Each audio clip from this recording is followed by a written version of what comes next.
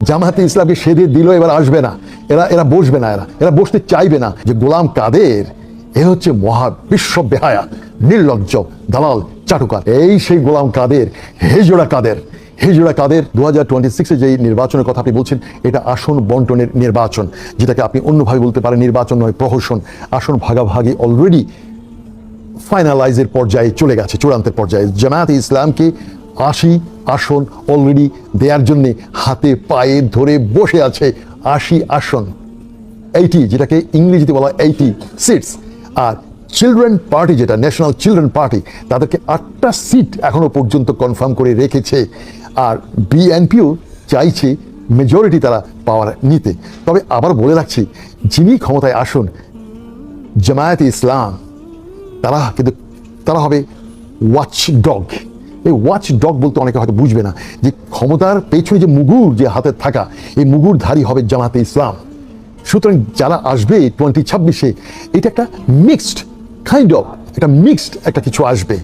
আর আমি আগেও বলেছিলাম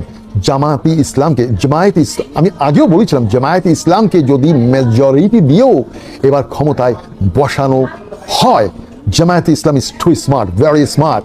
জামায়াতে ইসলামকে সেধে দিল, এবার আসবে না, এরা বসবে না, এরা বসতে চাইবে না। বাট 2028-এ জামাতকে পায়ে ধরে সেধেই তাকে দিতে হবে।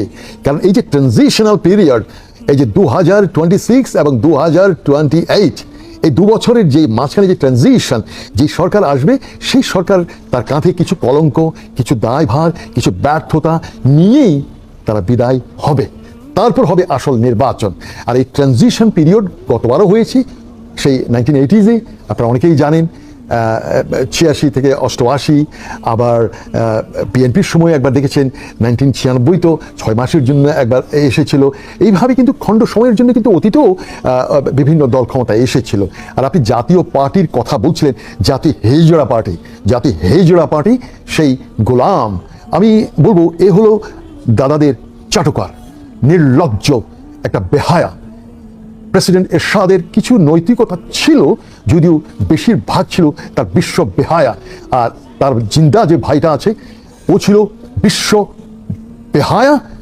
আর এই গোলাম কাদের এ হচ্ছে মহা বিশ্ব বেহায়া, নির্লজ্জ, দালাল, চাটুকার। এদেরকে নির্বাচনী অংশগ্রহণ করতে দেয়াও এটা হবে একটা অভিশাপ, রাজনীতির একটা অভিশাপ। জাতীয় পার্টিকে ব্যান করা অত্যন্ত জরুরি। কারণ এই রাজনীতিকে আর কলঙ্কিত হতে দেওয়া যায় না।